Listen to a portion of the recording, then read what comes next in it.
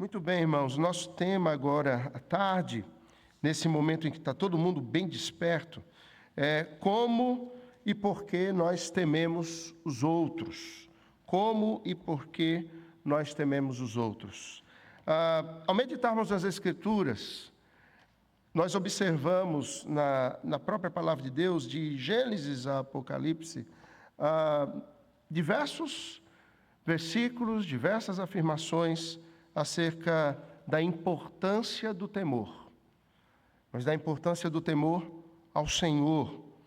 Nós temos em Jó, no capítulo 28, a afirmação de que o temor do Senhor é a sabedoria.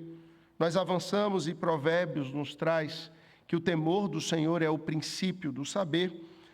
Nós avançamos mais adiante, no capítulo 8, o sábio nos diz que o temor do Senhor nos leva a aborrecermos o mal, ou seja, nos dá clareza, discernimento, para que nós detestemos, odiemos e tenhamos ira contra o mal e caminhemos de forma piedosa. O temor do Senhor, ainda em Provérbios, é chamado de a fonte da vida.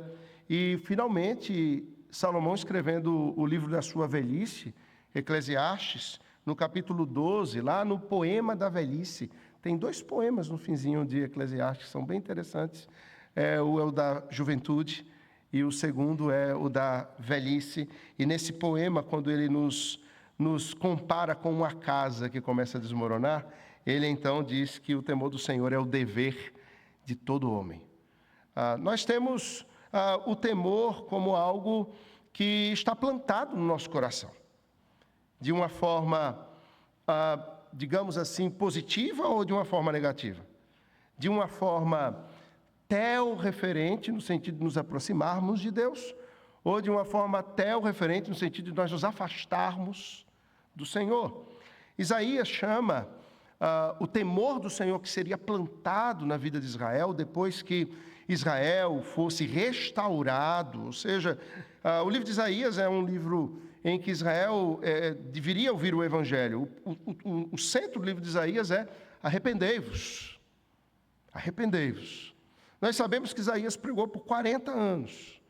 E sabe quantas pessoas se converteram? Nenhuma. Foram 40 anos de pregação.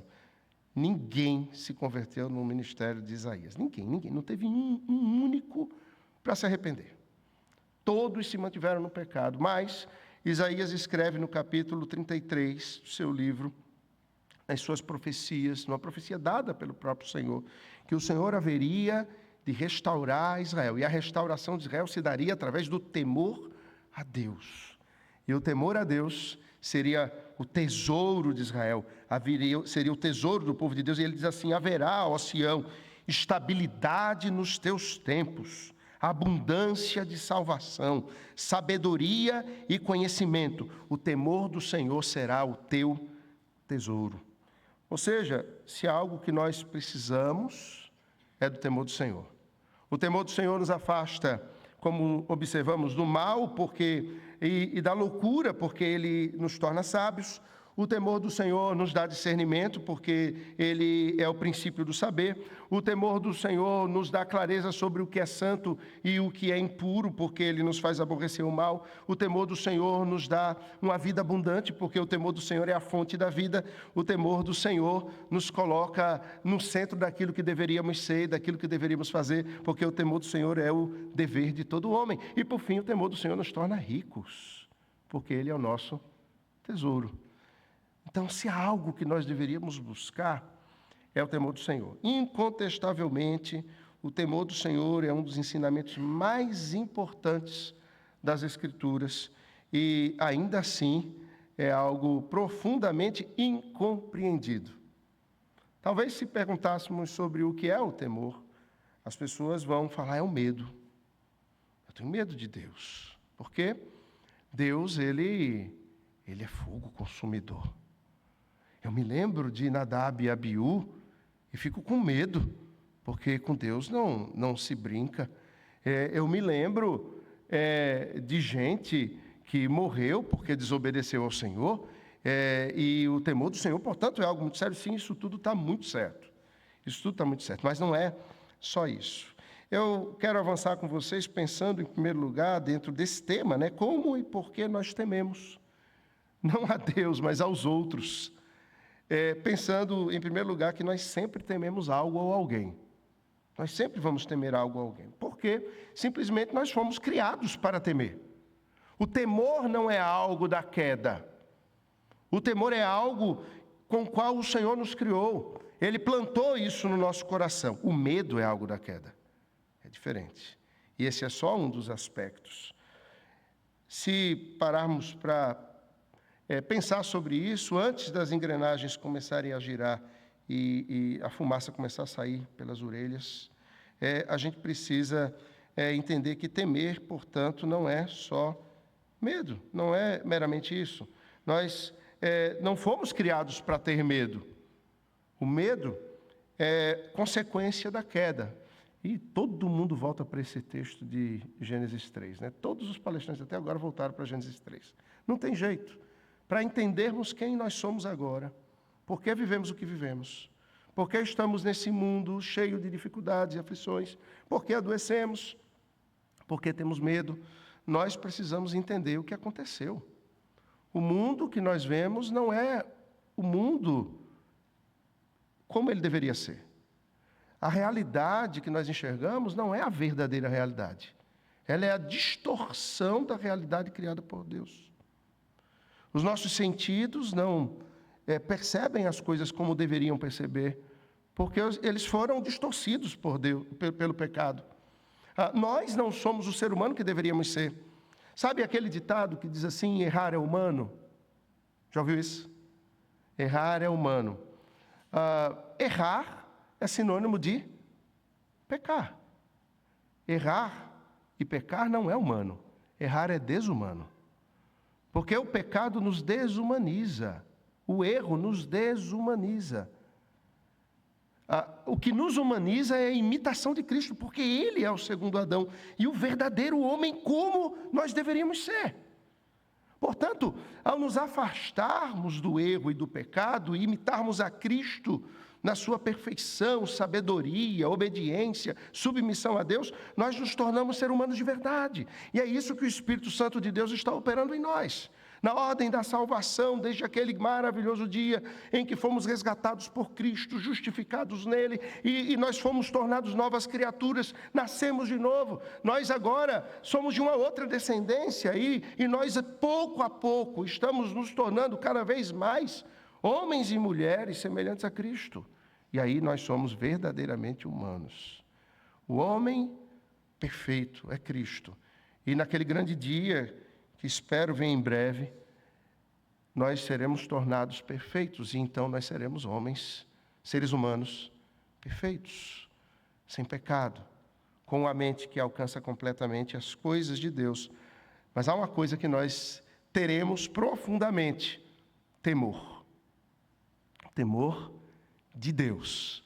E seremos livres de todo o resto, de todo o temor de homens. O medo, portanto, é uma consequência dessa vida e uma consequência de nos afastarmos do temor de Deus. Olhe, quando Adão e Eva viviam no Éden, eles tinham o aguardo, a ansiedade maravilhosa de que o Senhor haveria de chegar na viração do dia. Todo final da tarde, o Senhor haveria de aparecer. E imagine isso.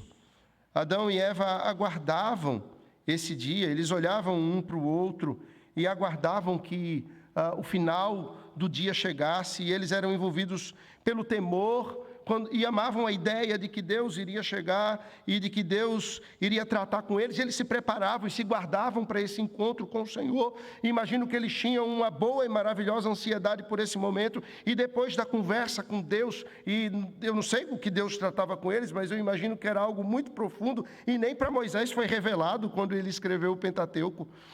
Imagine você sair daqui e você sabe que às 5:30 da tarde Deus vai passar na sua casa. Como seria isso?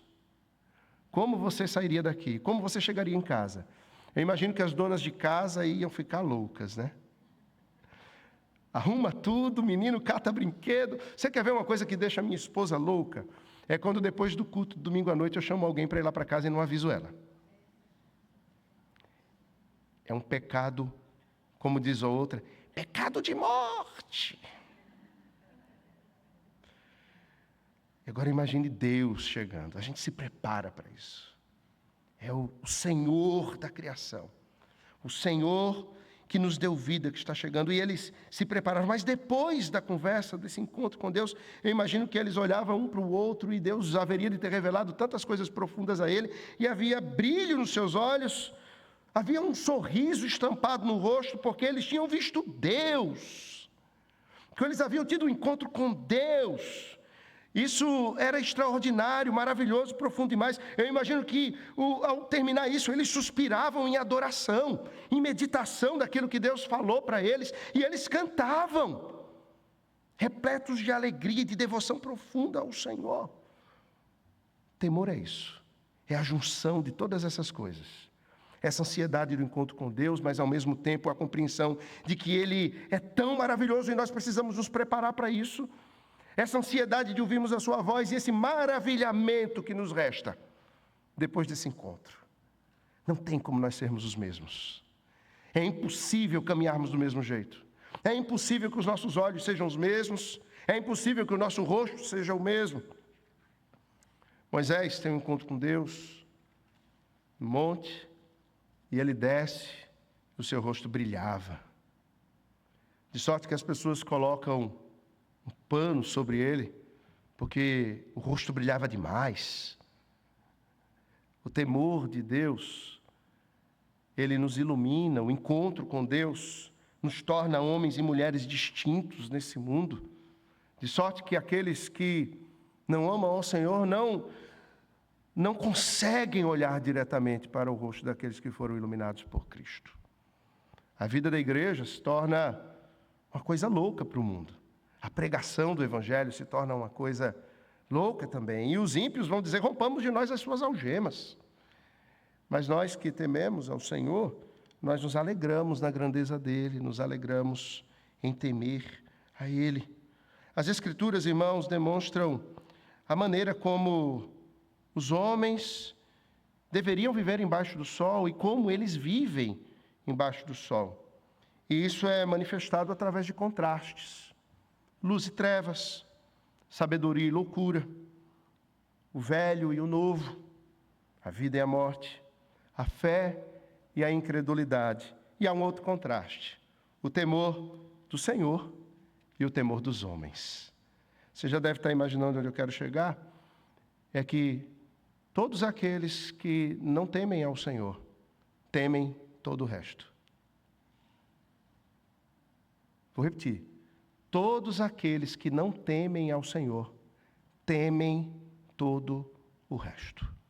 O antídoto para o medo de homens, o antídoto para o medo das coisas, é o temor de Deus.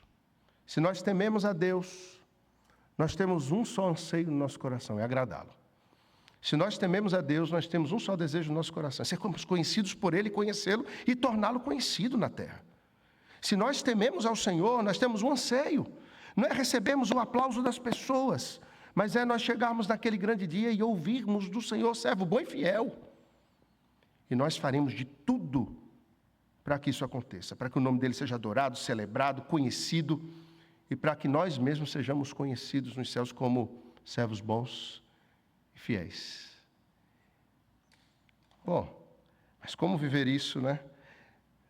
Há uns anos atrás, recebi na igreja, para aconselhamento, uma jovem. Ela tinha pouco contato com o Evangelho, apesar de ser membro de uma igreja, dessas igrejas meio que sem nome, que não tem denominação definida, não tem uma linha teológica. Existem muitas assim hoje. Algumas boas, algumas não tão boas assim. Essa menina, ela estava já há um ano diagnosticada com síndrome do pânico, estava medicada psiquiatricamente, e uma amiga dela, ovelha minha, membro da nossa igreja, pediu para que eu a recebesse, para que eu conversasse com ela. A mãe dela a conduz, então, à igreja no dia marcado, ela vai ali agarrada na mãe, era uma moça de 20 anos de idade, mas ela vai agarrada com a mãe, com medo, como quem vai para aquele primeiro dia de aula no jardim da infância, e se agarra no portão para não ser deixado na escola. A mãe tem que participar daquela primeira conversa, e na conversa ela fala muito pouco, a mãe é quem fala mais, marcamos uma segunda, ela vem, a mãe vem junto. Na terceira vez a mãe vem, deixa ela, senta fora. Eu pergunto àquela moça assim, me fale sobre o que você tem medo. Você tem medo de quê? A resposta já era esperada, ela diz assim, eu tenho medo de tudo. De tudo. E eu disse assim, tudo é muita coisa, né? Me dê 3 exemplos. Eu disse, pastor, eu tenho medo de abrir a porta de casa. E ela mora numa comunidade. E é explicado, há facções, há drogas, a polícia de vez em quando entra ali, e os tiros são ouvidos. E ela diz, eu tenho medo de abrir a porta e levar um tiro, uma bala perdida. Fale mais, eu tenho medo de atravessar a rua e tropeçar e um carro passar por cima de mim, um ônibus, um caminhão, e eu morrer atropelada, esmagada. Eu tenho medo de comer e me engasgar e morrer sufocada. E aí eu retornei para ela e disse, bom, tem gente que morre de bala perdida mesmo. Todo dia tem gente que morre atropelada por um caminhão, por um ônibus, por alguma coisa. E eu conheço um camarada que morreu engasgado com uma almôndega. Ele disse, o senhor quer me ajudar, pastor? Disse, quero lhe ajudar. O que eu estou dizendo a você é que os seus medos, eles não são impossíveis. Mas eles não são prováveis. É possível que isso aconteça comigo, com você. Não é provável que isso aconteça. Mas é possível. Agora, algo que você tem que entender é, você não tem controle algum sobre um palmo à frente do seu nariz. Você não tem controle algum sobre como o mundo vai girar, sobre o que você vai encontrar nos caminhos em que você caminhar, ou o que vai acontecer que está alheio a você, você não tem o controle disso. E nós começamos então a trabalhar, em primeiro lugar, uma doutrina, soberania de Deus. Depois nós trabalhamos uma outra doutrina, a providência de Deus. E um ano depois, eu estava aconselhando ela em um noivo, que ela conheceu, e esse rapaz era um australiano, crente, veio para o Brasil, conheceu a família dela, e naqueles dias que estavam aqui, nós começamos então uma conversa, porque ele já veio pedi-la em noivado. Alguns meses depois ela estava casando, e a primeira palavra que eu disse no casamento dela foi, menina, o que aconteceu com você? Você tinha medo de abrir a porta, atravessar a rua e de comer. Agora tu vai atravessar o mundo e vai para o outro lado, para um lugar onde tudo quer te matar.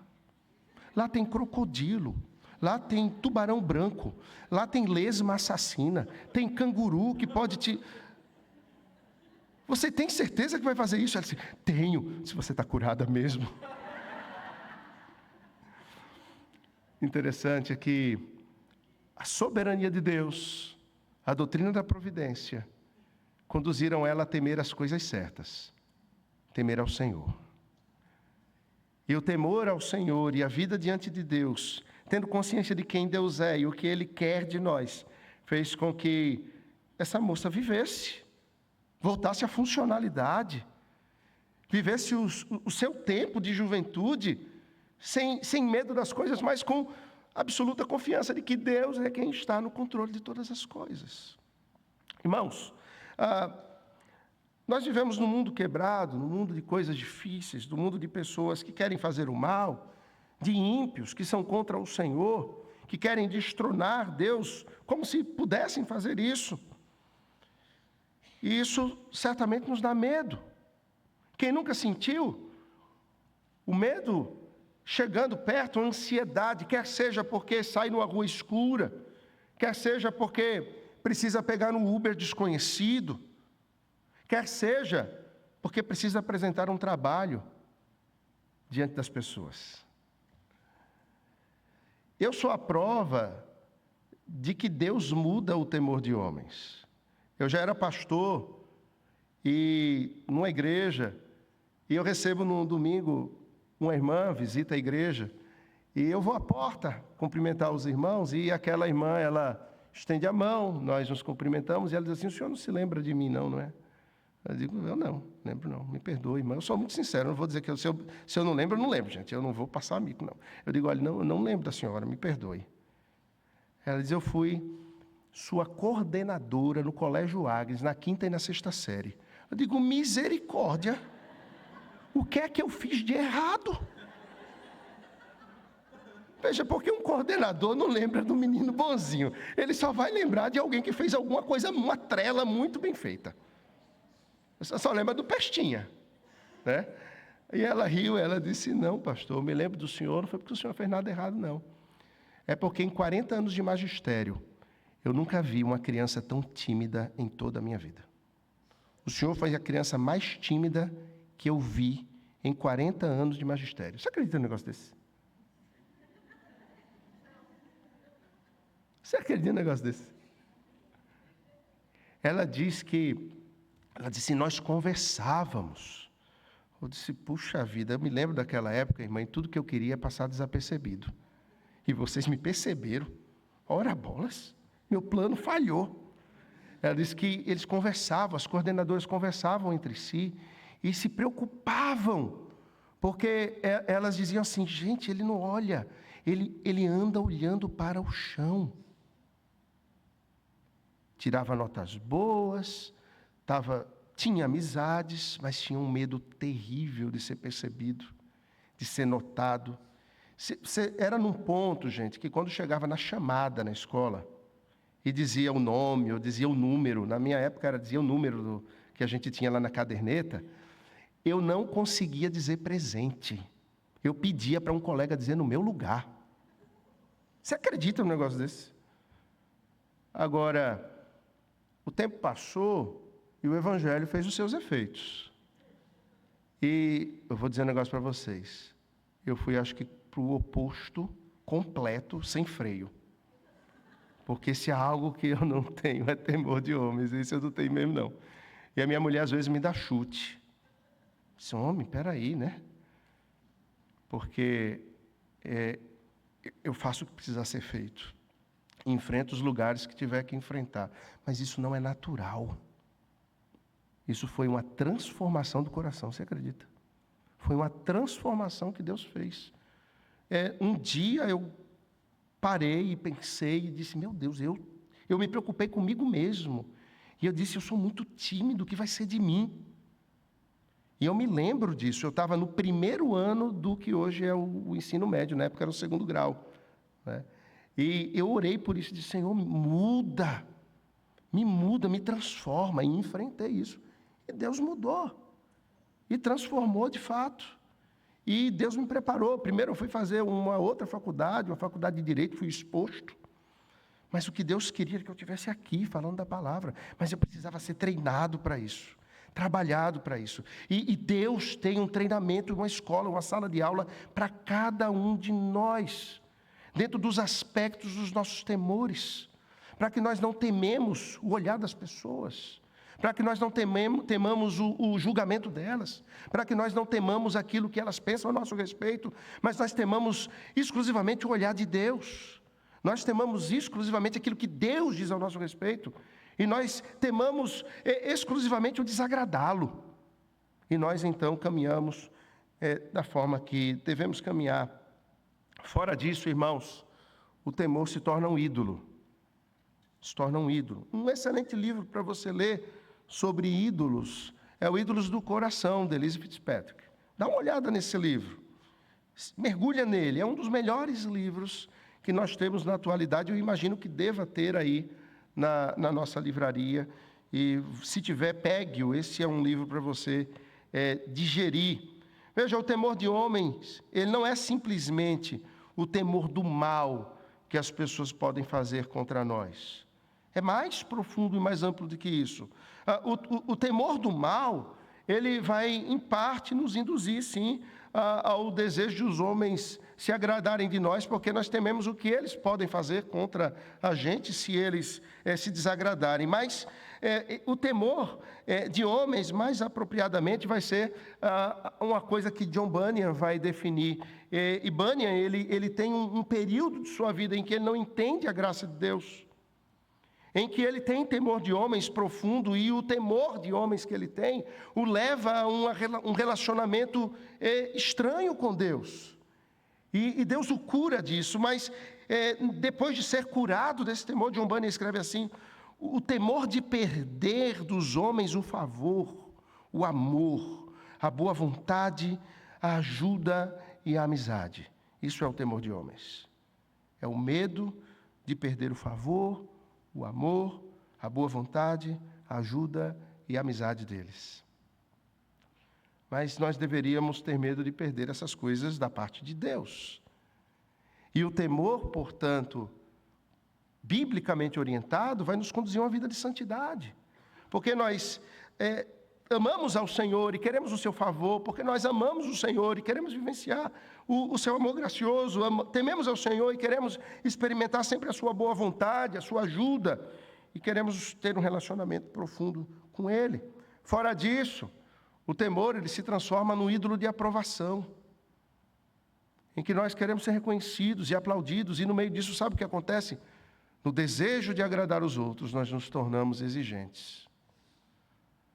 E os nossos relacionamentos, eles se partem, eles são orientados de forma pecaminosa, porque nós nunca teremos dos outros aquilo que vai nos preencher. Mas mesmo assim nós queremos que eles venham a nos dar aquilo que nos preenche, que eles nos alegrem, nos satisfaçam, nos aplaudam, e nós sejamos reconhecidos, porque isso vai nos trazer saciedade. E isso se torna um ídolo. E se há algo que nós precisamos entender dos ídolos, é que o ídolo é mentiroso e ele nunca concede aquilo que ele promete. Ele sempre vai exigir sacrifícios. Ele sempre vai exigir que no altar da adoração a ele você coloque coisas e sacrifique. E ele não concede. E ele vai sempre fazendo uma pegadinha. E ele diz mais um pouco e mais um pouco. E a vida vai passando e de repente nós perdemos de viver a vida no Evangelho e uma vida completa em Cristo, porque nós queremos que os outros nos preencham, que os outros nos satisfaçam, que os outros nos aplaudam. Isso faz parte do temor dos outros. Nós buscamos, irmãos, evitar perseguição, desejamos aprovação e conforto, prazer, e nós comprometemos a nossa posição no Evangelho para obtermos isso muitas vezes. Por mais miserável que seja, o temor de homens é a configuração do padrão da alma humana aqui embaixo. Vai ser isso. Hoje mesmo foi citado o texto de Gênesis, de 37, até o final do livro. Essa foi a minha primeira série de sermões na Igreja de Boa Viagem, quando eu cheguei. Comecei em Gênesis 37 e fui até o final. Acho que deve ter sido 1 ano e meio de série. Um negócio assim, que é extraordinário, né? Que saga essa saga de José. E você percebe o que nos foi dito nessa manhã? Por que os 10 irmãos de José o colocaram numa cova no meio do deserto? Por que eles o venderam? Por que eles mentiram para o seu pai? O que é que eles desejavam? Eles foram movidos por quê? Por inveja, por ciúme. E o que eles queriam? A aprovação e os aplausos de Jacó. Qual foi a raiz do pecado dos 10 irmãos de José? Temor de homens. Percebe? O temor de homens faz parte da nossa configuração caída. Ninguém aqui, nem eu, nem nenhum de vocês, meus irmãos, deixamos de ser tocados por esse mal. Todos nós aqui, num grau maior ou menor, todos nós, sem exceção, lutamos contra isso, ou estamos escravizados por isso. E se você fizer um inventário da sua vida, dos seus relacionamentos agora, talvez você consiga já de cara pensar em vários aspectos em que o temor dos outros se manifesta nos seus relacionamentos. Ou não? Por quê? Porque as pessoas mudam de igreja. Há motivos bons e motivos maus. Você quer me dizer que a maioria dos motivos são bons? A maioria dos motivos são maus. É porque eu não fui notado. É porque eu não fui abraçado. É porque as coisas não são do meu jeito. E no final das contas, isso tudo é temor de homens. Nós queremos que os outros nos agradem e para isso nós tentamos agradá-los antes. Há uma moeda de troca. E isso é doentio. O relacionamento na base da troca, o relacionamento na base do aplauso. Por isso pastores deixam igrejas. Porque não se sentiram acolhidos e bem recebidos ou porque eles não são reconhecidos pela liderança da igreja. Pecado. Por isso, pessoas dizem que há incompatibilidade de gênios e acabam os relacionamentos. Pecado. Por isso as pessoas se afastam umas das outras, porque de parte a parte ninguém dá a ninguém aquilo que julga ser justo. Pecado. Temor dos outros. Irmãos, até mesmo o mais santo, piedoso dos seres humanos possui remanescentes, portanto, desse pecado na alma. Até mesmo os crentes, muitas vezes se esquecem na fogueira de vaidades e na feira de vaidades, como Pedro, lá no pátio, ao lado de fora de onde o Senhor Jesus sofria, na mão do Sinédrio e na mão dos romanos. Quando instado por medo dos homens, ele negou Jesus. Não foi assim? Por medo nós nos escondemos, por medo nós deixamos de pregar o Evangelho, por medo nós deixamos de nos posicionar pelo que é bom, belo e verdadeiro, por medo nós deixamos de erguer a bandeira da santificação, por medo nós deixamos de fazer as coisas que devem ser feitas, por medo e desejo de agradar as pessoas, pastores não pregam os sermões que precisam ser pregados, por medo e desejo de agradar as pessoas, os pastores não dizem o que devem ser dito, por medo os pastores nas igrejas não servem ao Senhor, mas servem aos seus próprios desejos. Você é diferente disso.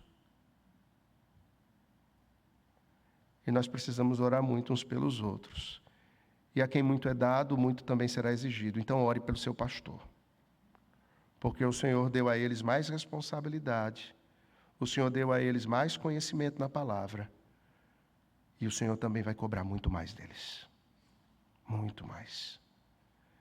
E todos nós somos o reflexo disso e precisamos ter a disposição de falar e ouvir a verdade no meio disso. Se você tem isso no seu coração, abra o seu coração para ser exortado pelo seu irmão. E tenha coragem. Isso já é um bom exercício contra o medo dos outros e contra o desejo de agradar os outros. Tenha coragem de, em amor, dizer a verdade ao seu irmão e dizer: você está em pecado, meu querido. Você precisa agir de outra forma. E o que é que a gente faz no meio disso tudo? Como a gente se posiciona? Você já entendeu como e por que nós tememos os outros? Entendeu?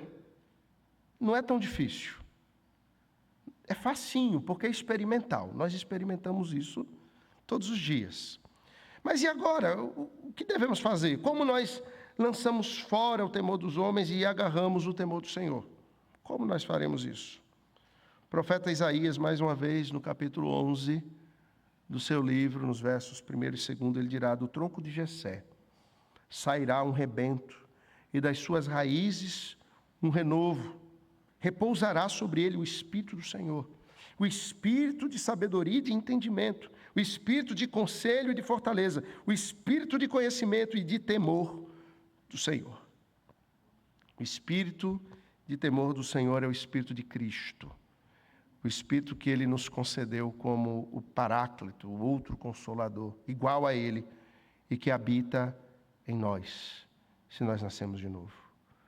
Nós precisamos agora nos movimentar nas disciplinas espirituais, na leitura meditativa, continuada e sistematizada da palavra, numa vida de oração, na comunhão dos santos, onde experimentamos o conselho mútuo, na oitiva de sermões bíblicos e cristocêntricos, e nos humilharmos diante do Senhor para que Ele mude o nosso coração. A vida de Jesus, irmãos, foi marcada pelo temor ao Pai.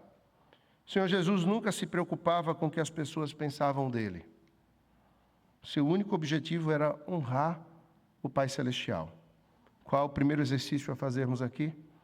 Não nos preocuparmos mais com o que os outros dirão a nosso respeito, mas termos como único objetivo honrarmos o Senhor nosso Deus. Segundo, o Senhor Jesus nunca comprometeu a sua posição por lucro. E quando eu estou falando em lucro, eu não estou falando meramente em algo pecuniário, mas em vantagens que nós podemos receber com benfeitorias, com amizades, com aplausos. O Senhor Jesus, Ele tomou o caminho árduo da cruz para suportar a ira de Deus, uma ira que era sobre nós pelo nosso pecado, para que nós pudéssemos ser livres, para temermos só o Senhor. Ele obedeceu. Não temermos aos homens, as outras coisas, e temermos ao Senhor envolve nós amarmos a sua palavra e obedecermos ao Senhor, custe o que custar. O coração do Senhor Jesus estava cheio do temor do Senhor. Ainda que ele fosse rejeitado e desprezado pelos homens, como diz Isaías. Ainda que ele tivesse um rosto de quem os homens escondiam o rosto. Ele temia a Deus e isso bastava.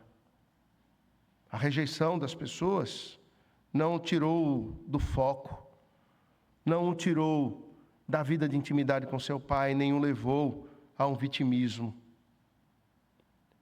Ainda que ele fosse rejeitado por todos os homens, ele manteve-se porque ele temia ao Pai. A vontade do Pai. Fazer a vontade do Pai era a sua comida, essa era a sua bebida. Quando olhamos para o Senhor Jesus pela fé, nós recebemos o perdão do nosso pecado e o Espírito Santo, do qual o nosso Mestre era cheio, habita em nós. Irmãos, quando confiamos em Cristo através da fé somente, o Espírito Santo começa a produzir em nós o temor que nos constrange à adoração, que nos constrange ao amor.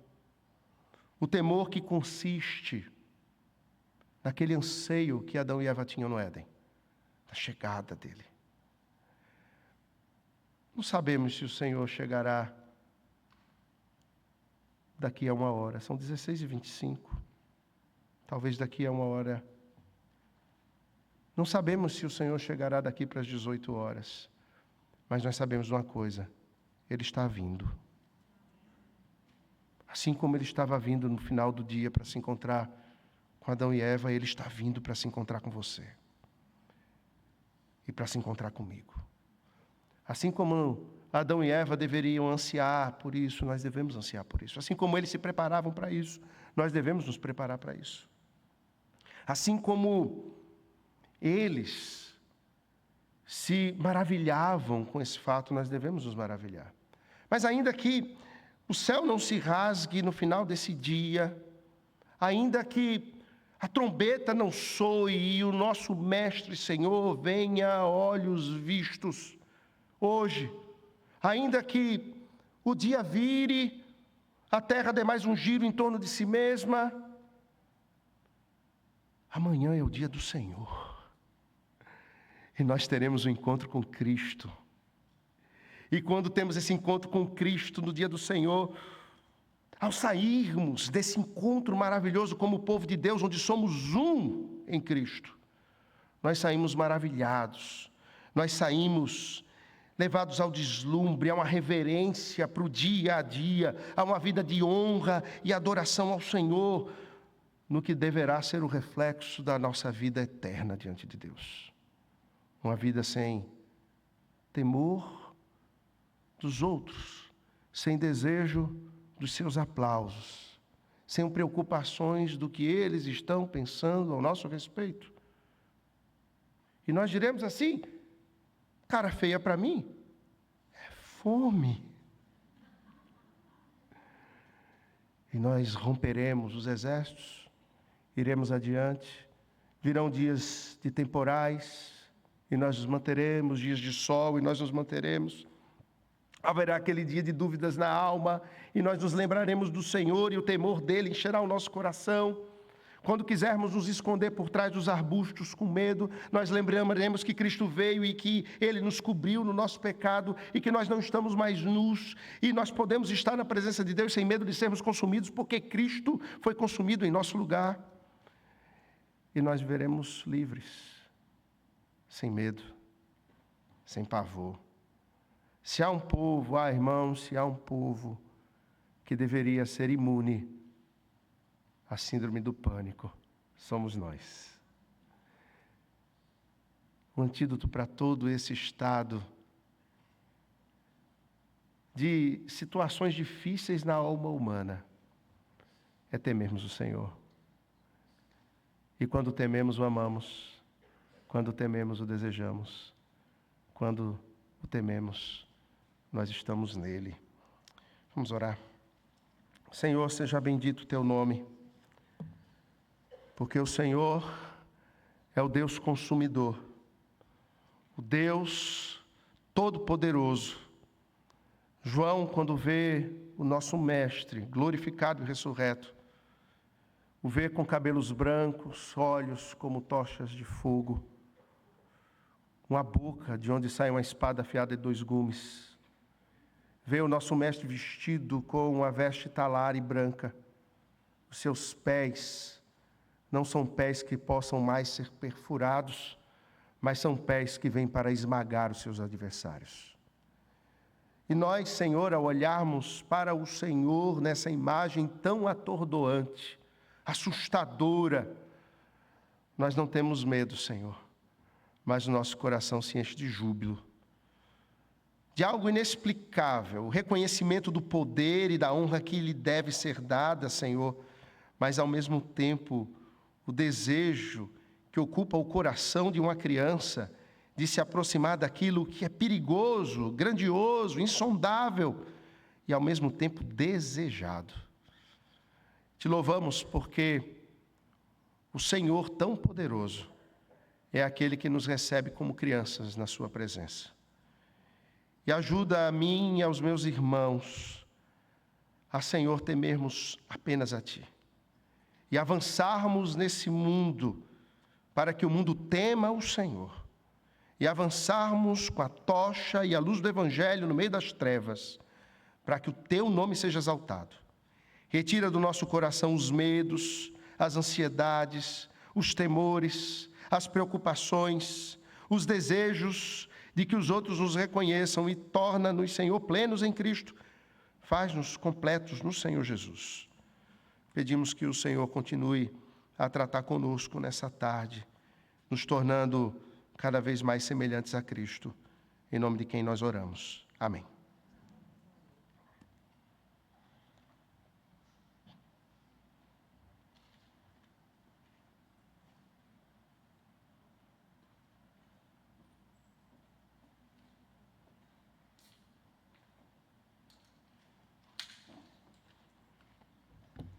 Palestra, eu acho que não deu sono não, né?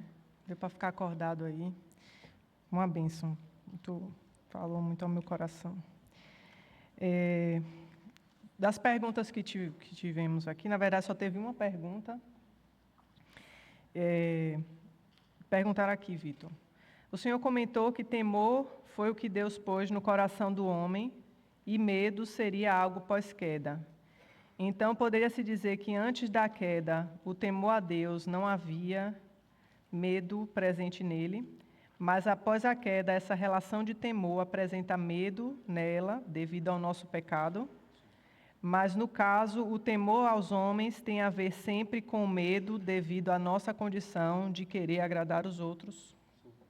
A resposta já está na pergunta. A resposta fácil à pergunta é sim. A resposta já está na pergunta, né? É feito prova do Enem, está tudo lá. É só ler direito. Sim, é isso mesmo. O Senhor nos fez com a estrutura de temor a Ele e de dependência. A dependência, assim como o temor, não é algo que nós adquirimos com a queda. O Senhor não nos fez para sermos autônomos. O Senhor não nos fez para andarmos com as próprias pernas. O Senhor nos fez para dependermos do Pai eternamente. Para sermos como crianças que dependem do Pai eternamente. Sim, crianças que vão ter autogoverno diante do Senhor, que vão gerir as coisas feitas pelas bondosas mãos de Deus, mas crianças. A mesma coisa com temor. O Senhor nos deu temor, e é esse misto difícil de sentimentos que brota no coração humano quando ele está na presença de Deus. A compreensão de que Ele é tremendo, mas ao mesmo tempo esse desejo de abraçar isso que é tremendo. Olhar para aquele que pode nos consumir, mas ao mesmo tempo correr para a presença dele e querer estar no meio dele. É um misto daquilo que o salmista tantas vezes coloca nos salmos. Ele fala da sua situação e ao mesmo tempo ele fala do desejo de estar na presença de Deus. É essa a relação que nós vivemos aqui. Não é? Por causa da compreensão que temos do nosso próprio pecado. O problema, irmãos, é que algumas vezes, e às vezes a gente tem que tratar isso, quando nós não temos esse temor a Deus bem orientado, e veja, o temor a Deus sem o amor e a devoção se torna legalismo. Isso é um problema.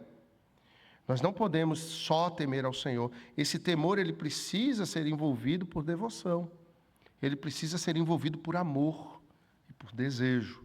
Porque senão nós vamos ser legalistas e vamos entrar numa situação de não compreendermos a graça de Deus. Porque ao mesmo tempo que Ele é juízo, Ele é amor. Ao mesmo tempo que Ele é fogo consumidor, Ele é gracioso. E nenhum dos seus atributos é menor do que os outros, todos são na mesma medida. O Senhor, Ele não é como nós que amamos menos e odiamos mais, ou enfim. Não, o Senhor é perfeito, totalmente equilibrado no seu ser e nos seus atributos. Então, esse relacionamento com Deus, por ora, é algo que é perfeito em Cristo, mas que nós ainda não experimentamos na sua totalidade. Nós haveremos de experimentar na sua totalidade, e aí com um temor completamente orientado, completamente estabelecido em nós de forma perfeita, por causa da glorificação, da completude da ordem da salvação, quando nós estivermos no reino de Deus eternamente. E a gente ainda não sabe como esse negócio vai ser. A gente só sabe que vai ser muito bom. Já experimentou alguma coisa boa? Aquela coisa assim que se ansiava muito se realiza? Que traz júbilo à alma? É nada diante dos segundos que a gente vai passar diante de Deus. É nada diante do que será a eternidade. As alegrias mais indizíveis que a gente experimenta aqui é só o ventinho que passa por baixo da porta. E a gente vai entrar nessa brisa eterna. Gente, se eu tivesse na Assembleia de Deus, estava todo mundo rolando no chão, dando glória, aleluia, e louvando o Senhor.